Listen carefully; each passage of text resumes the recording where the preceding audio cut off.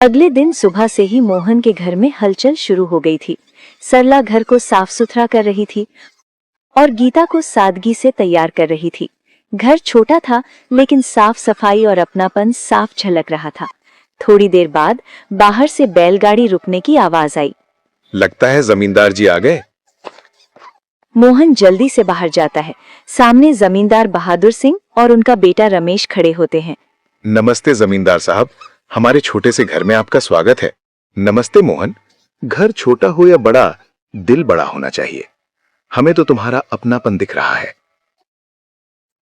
सब अंदर बैठते हैं। सरला पानी लेकर आती है।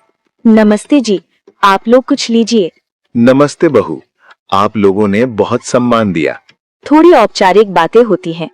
मोहन, हमने तुम्हारी बेटी के बारे में बहुत अच्छा सुना है। संस्कार सबसे बड़ी चीज होती है। जी साहब, हम तो बस बच्चों को अच्छे संस्कार देने की कोशिश करते हैं। बाकी सब भगवान की मर्जी है। यही सबसे बड़ी दौलत है। कुछ पल बाद बहादुर सिंह मुस्कुराकर कहते हैं, अगर ठीक लगे तो लड़की को बुला लीजिए। जी अभी बुलाती हूँ। सरला अंदर जाती है और गीता को लेकर आती है। गीता सिर झुकाकर सादगी से चलती हुई सबके सामने आकर खड़ी हो जाती है। रमेश पहली नजर में ही गीता को देखता है। उसकी सादगी, शांति और विनम्रता उसे तुरंत पसंद आ जाती है। बेटी, तुम्हारा नाम क्या है? जी गीता। बहुत अच्छा नाम है। तुम घर के कामकाज संभाल लेती हो? जी, जितना हो सके मैं माँ का हाथ बटा देती हूँ। रमेश गीता को ध्यान से देखता है, फिर धीरे से बोलता है, पिताजी, मुझे गीता पसंद है। इनकी सादगी और बात करने का तरीका बहुत अच्छा है। ऐसी ही जीवन साथी की मुझे तलाश थी।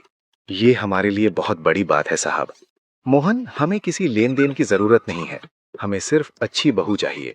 इतना सुनकर माहौल खुशियों से भर जाता है। तभी एक कोने में खड़ी नीलम हल्की हंसी के साथ तंज कसती है।